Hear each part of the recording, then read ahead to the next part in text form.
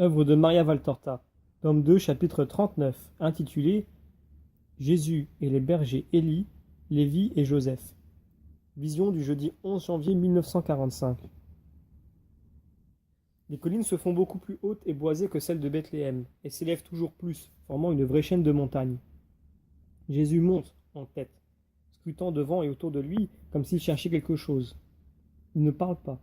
Il écoute les bruits des bois plutôt que les discussions des disciples, quelques mètres derrière lui. Une clarine se fait entendre au loin, mais le vent apporte le son de la clochette. Jésus sourit, il se retourne. J'entends des brebis, dit-il. Où ça, maître? Vers ce coteau, à ce qu'il me semble, mais le bois m'empêche de voir. Jean ne dit mot, il retire son habit. Le manteau, tous le portent roulé en baudouillère car ils ont chaud. Et gardant sa tunique courte, il enlace un tronc élevé et lisse, un frêne dirait-on, et il grimpe jusqu'à ce qu'il voie.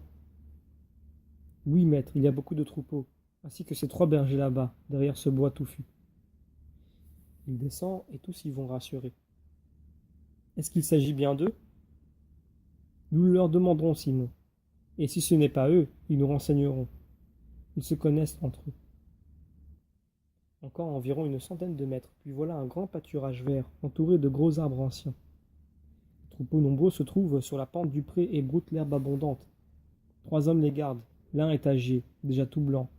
Les autres ont, l'un la trentaine, l'autre la quarantaine environ. Attention, maître, ce sont des pâtres, conseille Judas en voyant que Jésus presse le pas. Mais Jésus ne répond même pas. Il avance, grand, beau, le visage éclairé par le soleil couchant dans son blanc vêtement. On dirait un ange tant il est lumineux. Que la paix soit avec vous, mes amis, dit-il quand il arrive à la limite du pré. Surpris, les 3 hommes se retournent. Un silence, puis le plus ancien demande. Qui es-tu? Quelqu'un qui t'aime. Tu serais bien le premier depuis de nombreuses années. D'où viens-tu? De Galilée. De Galilée? Oh! L'homme le regarde attentivement. Les autres aussi se sont approchés. De Galilée, répète le berger, et il ajoute à mi-voix, comme s'il s'adressait à lui-même. Lui aussi venait de Galilée. De quel endroit, Seigneur? De Nazareth. Oh, dis-moi alors, est-ce qu'un enfant y est revenu, avec une femme qui s'appelait Marie et un homme du nom de Joseph? Un enfant encore plus beau que sa mère? On n'a jamais vu de fleurs plus belles sur les collines de Juda. Un bébé né à Bethléem de Juda au temps de l'Édite. Un enfant qui a ensuite pris la fuite pour le bonheur du monde. Cet enfant, je donnerai ma vie pour le savoir vivant, est devenu maintenant un homme. Pourquoi dis-tu que sa fuite a fait le bonheur du monde? Parce que c'était le Sauveur, le Messie, et que Hérode voulait sa mort. Je n'étais pas là quand il s'est enfui avec son père et sa mère. Lorsque j'ai appris le massacre et que je suis revenu, car moi aussi j'avais des enfants. Il sanglote.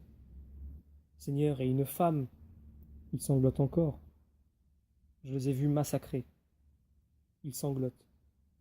Mais je te jure par le Dieu d'Abraham que je tremblais plus pour lui que pour ma propre chair.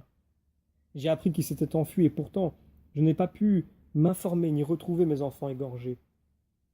À coups de pierre, comme un lépreux, comme un impur, j'ai été pris pour un assassin et j'ai dû m'enfuir dans les bois, vivre comme un loup, jusqu'à ce que je trouve mon maître. Ah, ce n'est plus Anne. Celui-ci est dur et cruel. Si une brebis chute et se blesse, si le loup m'emporte, un agneau, il me faut être fouetté jusqu'au sang ou bien perdre mes petites économies, travailler dans les bois pour les autres, faire n'importe quoi, mais payer toujours le triple de la valeur. Mais peu importe, j'ai toujours dit au Très-Haut, fais-moi voir ton Messie, fais-moi savoir au moins qu'il est vivant, et tout le reste n'est rien. Seigneur, je te dis comment j'ai été traité par les habitants de Bethléem et comment je le suis par mon patron. J'aurais pu rendre le mal pour le mal ou faire le mal en volant pour ne pas souffrir à cause de mon maître. Mais je n'ai voulu que pardonner, souffrir, être honnête, car les anges ont dit « Gloire à Dieu au plus haut des cieux et paix sur la terre aux hommes de bonne volonté. » C'est ce qu'ils ont dit? Oui, Seigneur, tu peux le croire, toi au moins qui es bon. Sais-tu au moins, et le crois-tu, que le Messie est né? Personne ne veut plus le croire. Mais les anges ne mentent pas. Et nous n'étions pas ivres, comme ils l'ont prétendu. Celui-ci, tu vois, n'était alors qu'un enfant, et il fut le premier à voir l'ange. Il ne buvait que du lait, lui. Est-ce que le lait peut enivrer? Les anges ont dit, aujourd'hui dans la cité de David, il vous est un sauveur, qui est le Christ, le Seigneur. Vous le reconnaîtrez à ceci. Vous trouverez un bébé couché dans une mangeoire, enveloppé de langes. C'est exactement ce qu'ils ont dit. N'avez-vous pas mal entendu? Ne vous trompez-vous pas depuis si longtemps? Oh non! Hein, Lévi, pour ne pas oublier, d'ailleurs, nous ne l'aurions pas pu, car c'étaient des paroles du ciel qui s'étaient gravées en lettres de feu dans nos cœurs. Tous les matins, tous les soirs, au lever du soleil et quand brille la première étoile, nous le disons comme une prière pour en recevoir bénédiction, force et réconfort, avec son nom à lui et le nom de sa mère. Ah, vous disiez Christ? Non, Seigneur, nous disions gloire à Dieu au plus haut des cieux et paix sur la terre aux hommes de bonne volonté. Par Jésus le Christ qui est né de Marie dans une étable de Bethléem et qui était dans une mangeoire enveloppée dans les langes. C'est lui le sauveur du monde. Mais en somme, qui cherchez-vous? Jésus, le Christ, fils de Marie, le Nazaréen, le sauveur. C'est moi. À ces mots, Jésus s'illumine en se manifestant à ses fidèles et tenaces amis. Tenaces, fidèles, patients. Toi, ô Seigneur, Sauveur, notre Jésus! Les trois hommes sont à terre et baisent les pieds de Jésus, pleurant de joie. Relevez-vous, debout, Élie, et toi, Lévi, et toi que je ne connais pas. Joseph, fils de Joseph. Et voici mes disciples, Jean, Galiléen, Simon et Judas, Judéen. Les bergers ne sont plus face à terre, mais encore à genoux. Penchés en arrière sur leurs talons, ils adorent le Sauveur avec un regard d'amour, des lèvres qui tremblent d'émotion, leur visage pâle ou rouge de joie. Jésus s'assit sur l'herbe. Non, Seigneur, pas sur l'herbe, pas toi, le roi d'Israël. Laissez, mes amis, je suis pauvre, seulement un menuisier pour le monde, riche uniquement d'amour pour le monde, et de l'amour que les bons me témoignent. Je suis venu pour rester chez vous, rompre avec vous le pain du soir, dormir sur le fond à côté de vous, recevoir votre réconfort. Du réconfort? Nous sommes rustres et persécutés. Je suis persécuté, moi aussi. Mais vous me donnez ce que je cherche. L'amour, la foi et l'espérance, qui résistent après bien des années et donnent sa fleur. Vous voyez, vous avez su m'attendre et vous avez cru sans hésitation que c'était moi. Et moi, je suis venu. Oh oui, tu es venu. Maintenant, même si je meurs, je n'ai plus rien à regretter de ce que j'aurais pu espérer sans jamais l'obtenir. Non, Élie, tu vivras jusqu'après le triomphe du Christ. Toi qui as vu mon aube, tu dois voir ma splendeur. Et les autres, vous étiez 12. Élie, Lévi, Samuel, Jonas, Isaac, Tobie, Jonatas, Daniel, Siméon, Jean, Joseph et Benjamin. Ma mère me répétait toujours vos noms, les noms de mes premiers amis. Oh! Les bergers sont toujours plus émus. Où sont les autres? Le vieux Samuel est mort de vieillesse il y a 20 ans de cela. Joseph a été tué en se battant à la porte de son enclos, pour donner le temps à son épouse, qui était mère depuis quelques heures, et de s'enfuir avec celui-ci que j'ai recueilli par amour pour mon ami et pour avoir encore des enfants autour de moi. J'ai pris aussi Lévi avec moi, il était persécuté. Benjamin est berger sur le mont Liban, avec Daniel. Siméon, Jean et Tobie, qui maintenant a pris le nom de Matthias en souvenir de son père, tué lui aussi, son disciple de Jean. Jonas est dans la plaine d'Édrelon, au service d'un pharisien. Isaac a les reins malades. Il est dans une misère absolue et il est seul à Utah. Nous l'aidons comme nous pouvons. Nous sommes tous battus et ce sont des gouttes d'eau dans un incendie. Jonatas est maintenant serviteur chez un grand dans la cour d'Hérode. Comment avez-vous pu, spécialement, Jonatas, Jonas, Daniel et Benjamin, trouver ces emplois? Je me souvenais de Zacharie, ton parent. La mère m'avait envoyé à lui, et comme nous nous sommes trouvés aux prises avec la furie des Juifs, fugitifs et maudits, je les lui ai adressés. Il s'est montré bon. Il nous a protégés, nourris. Il nous a cherché des patrons comme il le pouvait. J'avais déjà pris tout le troupeau d'ânes passé à l'Hérodien, et je suis resté avec lui. Une fois adulte, Jean-Baptiste a commencé à prêcher, et Siméon, Jean et Tobie l'ont suivi. Mais maintenant, Jean-Baptiste est prisonnier. Oui, et eux circulent aux environs de Machéronte avec un petit troupeau. Il leur a été donné par un riche, un disciple de Jean, ton parent, pour écarter les soupçons. Je voudrais les voir tous. Oui, Seigneur, nous irons leur annoncer. Venez, il est vivant, il se souvient de nous et nous aime. Et il veut les compter au nombre de ses amis. Oui, Seigneur. Mais pour commencer, nous irons voir Isaac. Quant à Samuel et Joseph, où sont-ils enterrés? Samuel à Hébron, il est resté au service de Zacharie. Joseph n'a pas de tombeau, Seigneur, il a brûlé avec sa maison. Il sera bientôt dans la gloire, non pas dans les flammes des hommes cruels, mais dans les flammes du Seigneur. Je vous l'assure, à toi, Joseph, fils de Joseph, je te l'assure. Bien que je t'embrasse en guise de remerciement à ton père.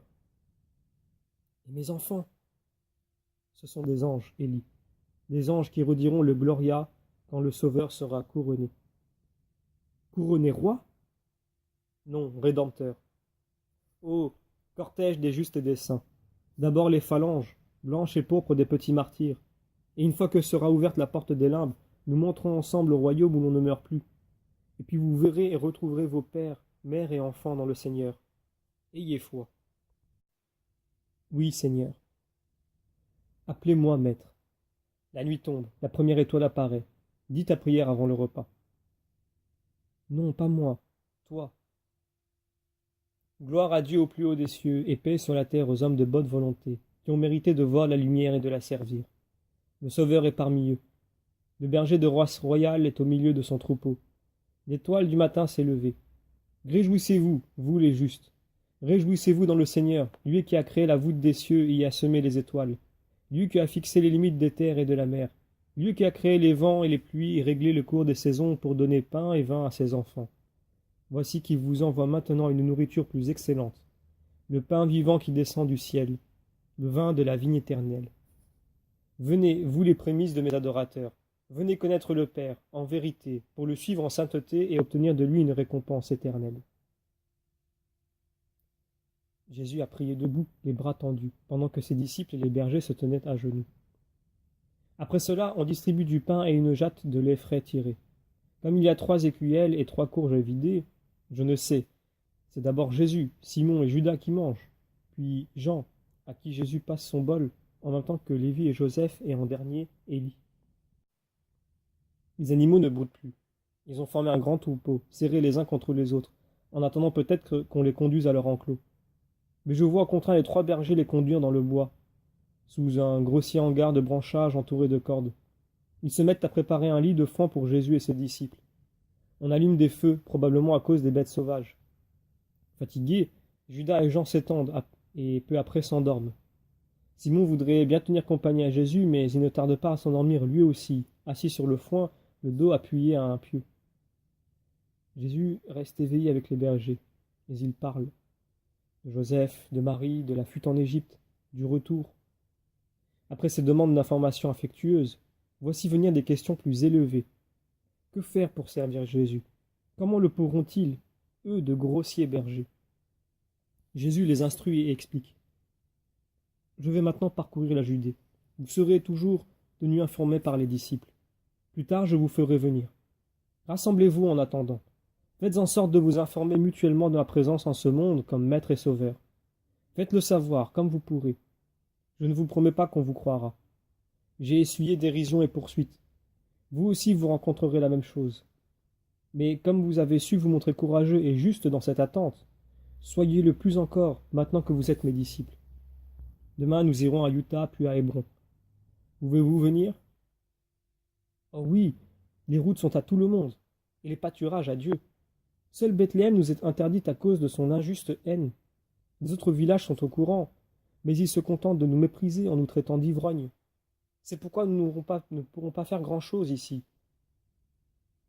Je vous appellerai ailleurs, je ne vous abandonnerai pas.